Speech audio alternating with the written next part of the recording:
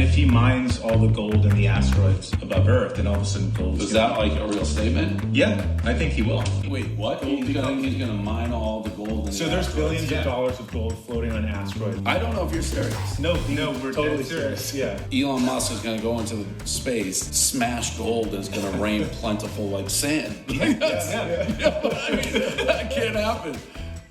By the way, the first trillionaire is going to be the first person who exploits space resources on asteroids, on comets. Okay, so what is going on here? Dave Portnoy, founder of Barstool Sports, interviewed the Winklevoss twins, who have already made $6 billion on Bitcoin, and they said Elon Musk would crash gold once he starts mining asteroids, which is why they're investing in Bitcoin. So Dave asked Elon if this was true or not, and Elon replied with a picture of his $quadrillion rock, and NASA is already paying him to get it. And this is just the beginning of a crazy story that will play out in the coming years. First, here's Dave and the Winklevoss twins. And if he mines all the gold in the asteroids above Earth, then all of a sudden gold is that like a real statement? Yeah, I think he will. In like the next. So all of a sudden, wait, what? He's gonna mine all the gold in the So there's asteroids. billions of dollars of gold floating on asteroids around this planet, and Elon's going to get up there and start mining gold, and then it's going to. Frank, you hear this? Fall from the sky What are we talking about? and be as plentiful as sand. I don't know if you're serious. No, we're totally dead serious. Yeah, that's why gold is a problem, because the supply isn't fixed like Bitcoin. But so when people say gold or Bitcoin, like that's the reason. Gold's for boomers who don't understand that. But Bitcoin, Elon can't change the supply of Bitcoin. It's the only fixed asset in the galaxy.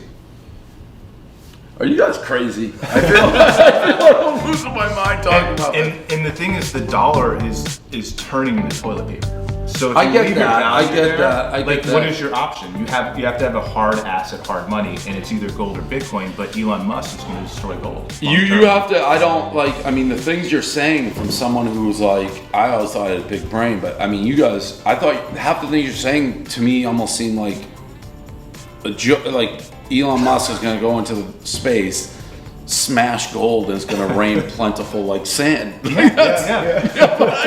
that can't happen. Dave then sent a tweet on the conversation asking for Elon's thoughts. Elon then replied with this, simply saying Psyche and a link to this article. Psyche 16 is an asteroid that sits between Mars and Jupiter and is made of solid gold, platinum, iron, and nickel, and it's worth $10,000 quadrillion if it was mined. And the article goes on to say, bringing back an asteroid of this value could completely wipe out our global economy, as it would make the value of gold fall to almost zero. NASA has already contracted Elon's SpaceX to launch a probe to Psyche on a Falcon Heavy rocket, taking off in July 2022 and reaching Psyche by 2026. So who gets to mine the asteroid? The Outer Space Treaty, signed by 111 countries, bans any country from owning or controlling any part of space, which makes it free for any person with a rocket ship to explore and mine it. And the US Space Act of 2015, which Trump signed in 2020, allows companies to own materials they mine from asteroids. So unless someone overtakes Elon's rocket technology, Psyche is all his. But that's just the beginning. This is Peter Diamandis, the founder of the X Prize, which awarded the $10 million Ansari Prize that launched the space industry. In 2009, Peter was the first to launch an asteroid mining company, Planetary Resources, with funding from well-known entrepreneurs including Larry Page and Richard Branson. The vision of Planetary Resources is to make the resources of space available to humanity both in space and here on Earth. We have the ability to turn that which is scarce into abundant, and so now is the time that we need it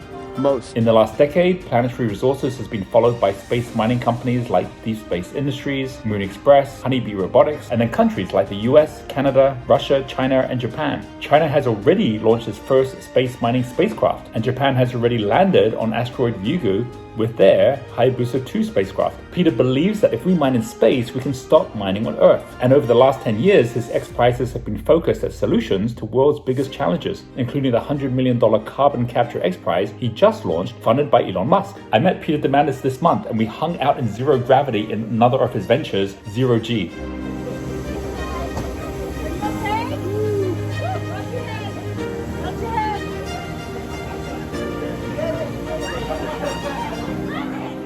The plane G-Force One has given thousands the experience of zero gravity, including Stephen Hawking, Richard Branson, Elon Musk, and others.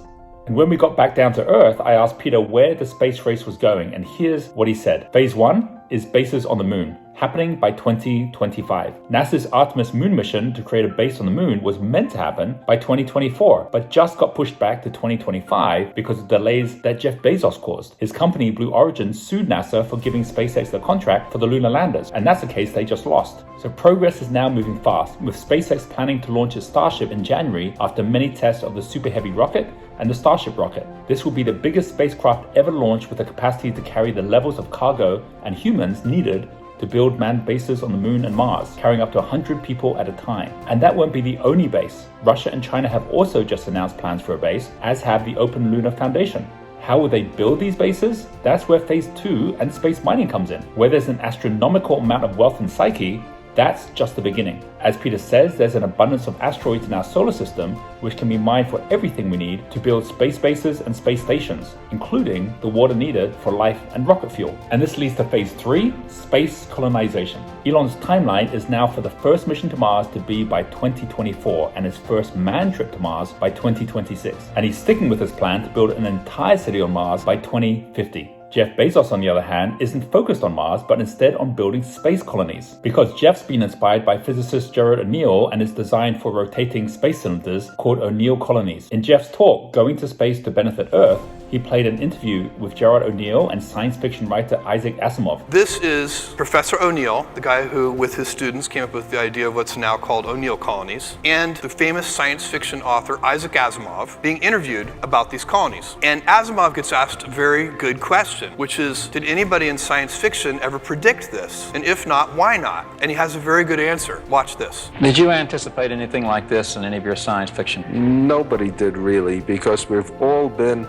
planet chauvinists. We've all believed people should live on the surface of a planet, of a world. I've had colonies on the moon, so have 100 other science fiction writers. The closest I came to a manufactured world in free space was to suggest that we go out to the asteroid belt and hollow out the asteroids and make ships out of them. It never occurred to me to bring the material from the asteroids in towards the Earth where conditions are pleasanter and build the worlds there. So this all sounds like science fiction, but it's becoming science fact. So what do you think? Will the Winklevoss twins be right, and will Elon tow his $10,000 quadrillion rock back to Earth and destroy our economy and humanity as we know it? Or will he use his rock to build his Mars city and space colonies and help humanity? Do post your thoughts on the comments below, because I know we've got strong views on both sides. And please do subscribe to keep up to date with the future coming our way. Because as Isaac Asimov said, if knowledge can create problems, it is not through ignorance that we can solve them.